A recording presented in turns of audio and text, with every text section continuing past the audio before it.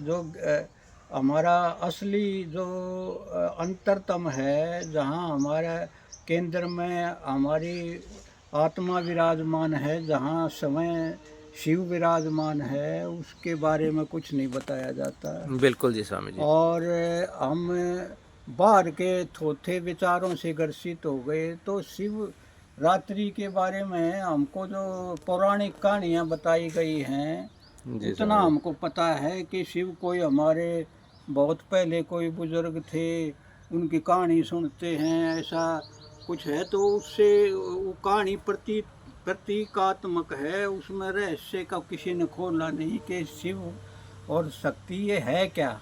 बिल्कुल तो जी। आज शिवरात्रि है, तो हम शिव और शक्ति के बारे में जानेंगे, और शिव शक्ति के एग्जिस्टेंस को समझ लेना ही मुक्ति है। हमारे जो भीतर अंधकार है, उसको शिव शक्ति का जो एकीकरण है, वही असली योग है। जी स्वामी जी। और हमने अपने को भोग में डाला हुआ है। सच्ची बात तो ये है कि हमारे भीतर जो शक्ति रूट चक्र में सोई हुई है, वो जगती है, तो उसको हमने वासना समझ के, उसको हमने गाली दे करके, उसको दुर्भावों में उसको नकार करके, उसको एक गंदी समझ के उसको बाहर फेंक दिया।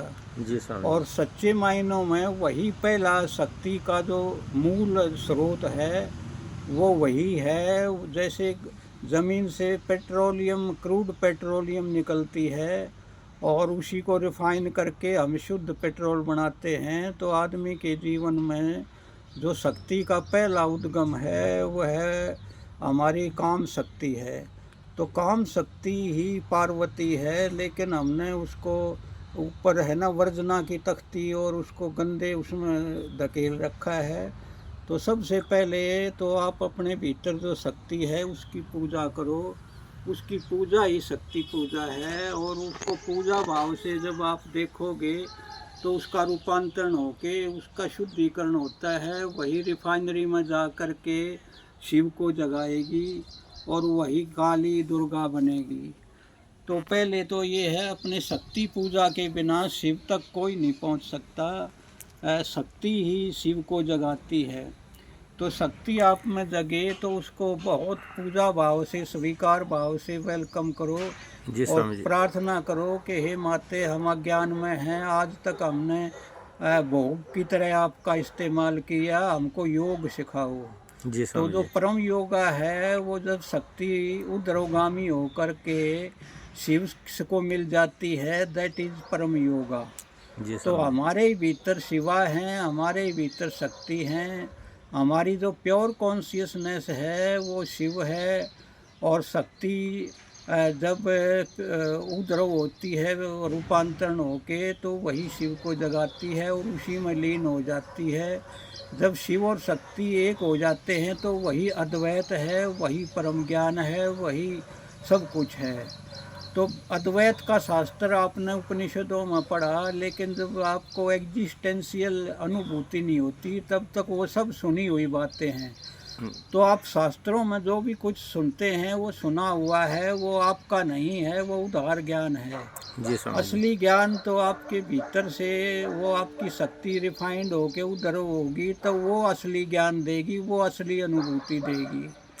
जी स्वामी जी। तो बच्चों, आज ये विषय है, इस पर बहुत परतें डाली हुई हैं अज्ञान की, अविद्या की। और पंडित सबसे बड़े धोखेबाज हैं, क्योंकि उनको तो अपनी रोजी रोटी चलाना है।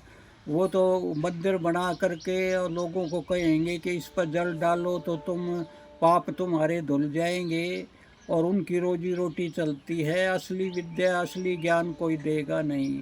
जी तो स्वामी जी। आज पहली दफ़ा हमने शिव और शक्ति का थोड़ा पहला परिचय दिया। तो ध्यान क्या है, वो सब शिव और शक्ति का मिलन है। लेकिन मन बीच में बाधा आकर खड़ा हो जाता है। मन कभी शिव और शक्ति को मिलने ही नहीं देता।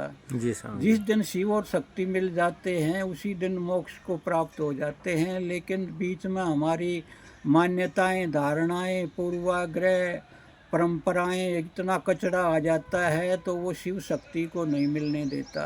जी स्वामी और जी। शिव शक्ति के मिलन के बिना जो संतान पैदा होती है वो डिवाइन नहीं होती, वो एक राक्षस टाइप में तमोगुणी होती है। तो ये सृष्टि आदमी की सब तमस में चली गई, यहाँ देवता होते ही नहीं। जी स्वामी तो आज हम मेडिटेशन का मतलब यही है कि शिवा शक्ति के बीच में जो अवरोध है, जो मन है, उसको हटा दो और आपका इनर स्काई है ना, वो प्रकट हो जाएगा। वो आपके भीतर की शुद्ध चेतना ही शिव है और वही अद्वैत है। तो हम प्रैक्टिकल करते हैं, अब ध्यान में बैठेंगे। जी स्वामी जी। जी स्वामी जी, बड़ी अच्छी बात बताई स्वामी जी, धन्यवाद।